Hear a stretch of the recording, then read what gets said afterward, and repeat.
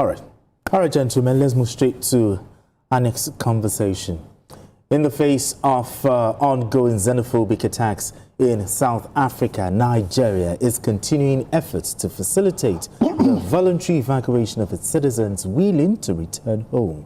The federal government says it has concluded arrangements to evacuate another batch of 270 Nigerians from South Africa as part of its ongoing repatriation exercise. The returnees are expected to arrive at the Murtala Mohammed International Airport, Lagos, in the early hours of Wednesday. Biko, the continued evacuation of Nigerians from South Africa, what's your assessment of Nigeria's response since this crisis began? Well, in terms of evacuating people from South Africa, I think government has done well so far. I think kudos also goes to the chairman of Airpeace. Okay. Because it's always been available whenever it's needed. This is not the first time that he will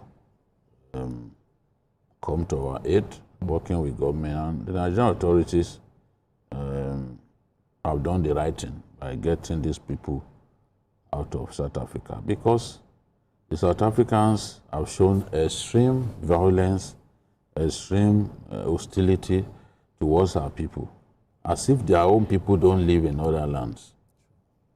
You know? So it's a matter of great concern that an African country will be this hostile to foreigners.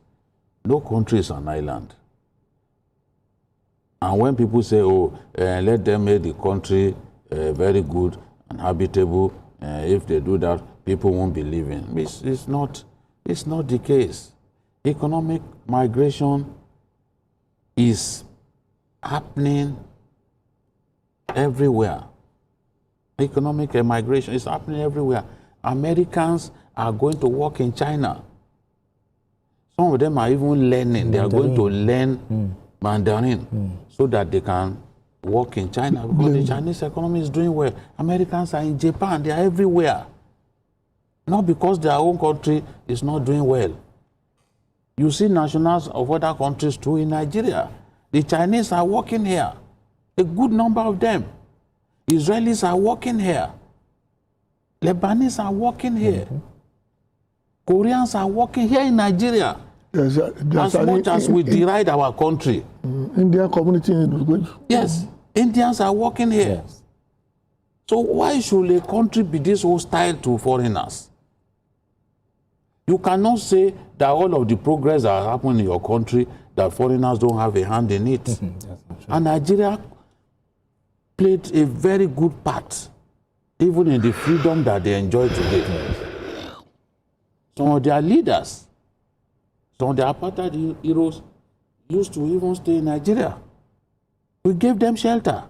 Now they don't want to hear about anybody, just them. They are blaming other people for their own inadequacies. You are telling people that they must employ your citizens, even when they are not qualified. That's absolute nonsense. But since they are now they killed 2 Nigerians again.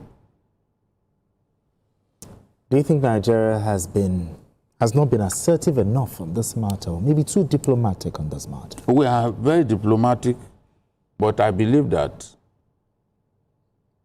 if it were a military regime, for example, the response would be different. It will be different? Yes. Not that we'll go to war with them, but we'll probably nationalize some of their big operations here. Because what is the point? Maybe that is what will make them sit up. Because I do not see even what the government of South Africa is doing. Maybe they are playing politics with this, I do not. They are complicit. It's the same government that is saying now that it will not pay compensation to Nigerians whose shops have been looted. Yes. Many years of hard work. Some drunken South African guys and even women will just go loot everything that is there. And if you have your own belongings, if you are comfortable, if you are a hard worker, you won't be putting your eyes on other people's properties. That's because they are never do wells in their own right. That is why they are looking for places to loot. I mean, why are they this hostile to foreigners? It's unheard of. I can't believe it, the level that they've gone. So instead of allowing them to be killing our people, I think government did the right thing by this voluntary evacuation, and a good number of them are in Nigeria already. Now, Nigerians have been urged to leave amid the unrelenting xenophobic protests. How do you react to this, Martin? Well, Nigerians will be Nigerians. I know that some Nigerians will refuse to go because as far as they are concerned, they've created a home. Most of them are married to South African women. Some of them have businesses ranging over 20 years. Some have children who have never been to Nigeria before. So all these are factors that will determine whether they are willing. That's why the word voluntary is very important. Nobody is forcing them, but the circumstances is beyond what the federal government can force on the people of South Africa. So I think what they need to do now is the fact that after all said and done, the Nigerian government and the South African government must sit down and work out the process where those who refuse to come are given some sort of cover for the period, because unless that is done, they are not safe. And knowing Nigerians, also we said it is voluntary, Nigerians will still blame the government if anything should happen to those who refuse to take up the opportunity being provided by the Nigerian government. But Nigeria and South Africa are supposed to be strategic partners. Why is it so hard? There are bad eggs everywhere. You can't run away from that reality. There are bad eggs who have given Nigeria a bad name in South Africa, especially in some parts of Johannesburg. And we can't run away from that reality.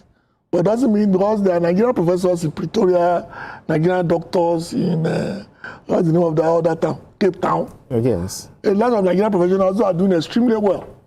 But the very few of them who are into drugs, who are into prostitution, are the one giving the country a bad name. You can't run away from that reality. But it doesn't mean that others are doing the same.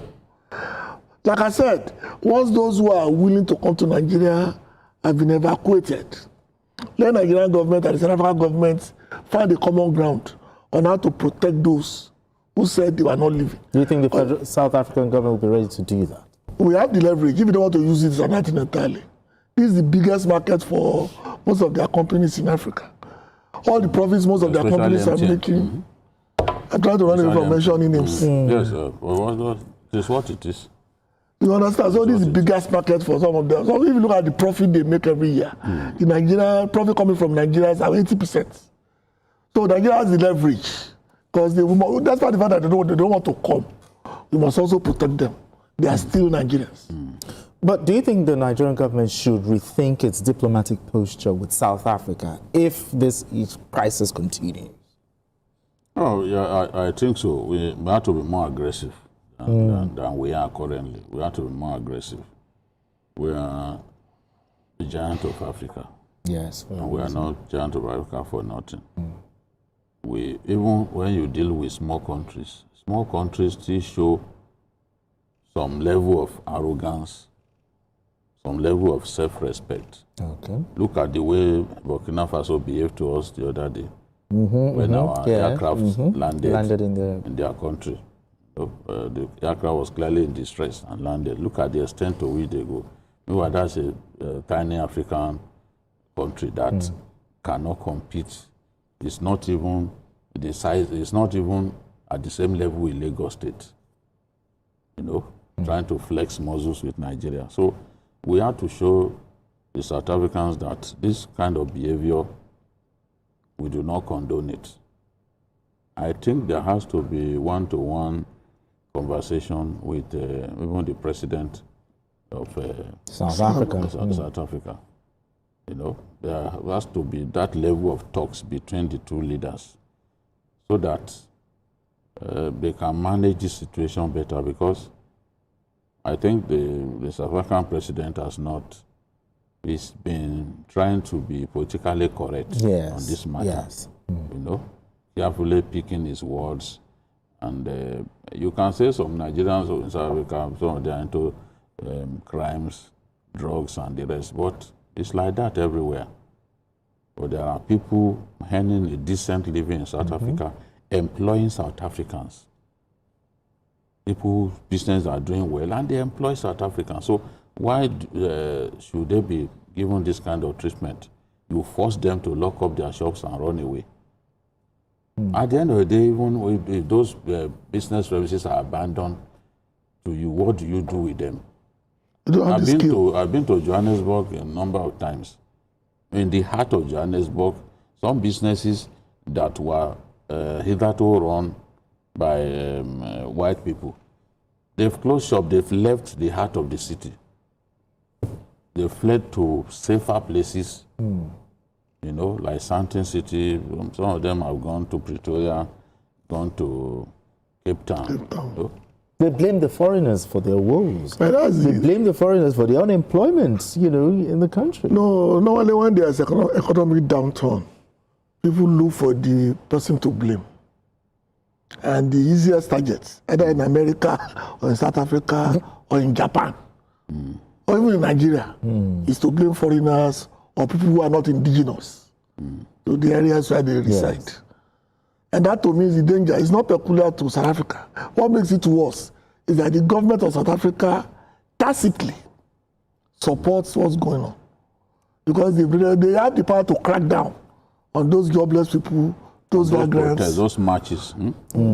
And just like what I asked, Biko, do you think the federal government should rethink its diplomatic posture? Yeah, they should. Because like I said, once those who are willing to come back are safely settled, those who are left are still Nigerians, and they still must be protected. And that can only be done with the intervention of the Nigerian federal government and the government of South Africa at the highest level possible. How about summoning the ambassador?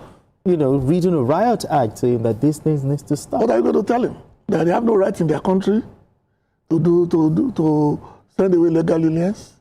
Again, you have to be careful. Well, these are not, they are not all illegal. I know, but that's people who show their valid papers. Yes. They still attack them. Yes. They say they don't want to see them. Yes. There was a video of a man who was shot, and he said he had all his papers. That's the danger. Still come and shot their shots. Yeah. The danger of a single narrative. The did thing normally. Yes. The ambassador or the high commissioner will be called, and we will express our anger at what is going on, what we think the government should be doing that it's not doing. That way, we have officially conveyed the message. Our message of anger to them. And I think we can do better. We can do this in a much more aggressive manner. I don't think that, yes, you can argue that we are not the only ones that they are targeting. Okay. Even Zimbabweans are getting the same treatment. Next door neighbor. Yes, Mozambicans, you know, Mozambique is so close to South Africa that they even sell energy to some communities in South Africa because they depend a lot on hydro. Okay. So, but in spite of their closeness, they travel by road into South Africa. In spite of their closeness, this is what is happening. They don't want to see them. They accuse foreigners of taking their women and all that.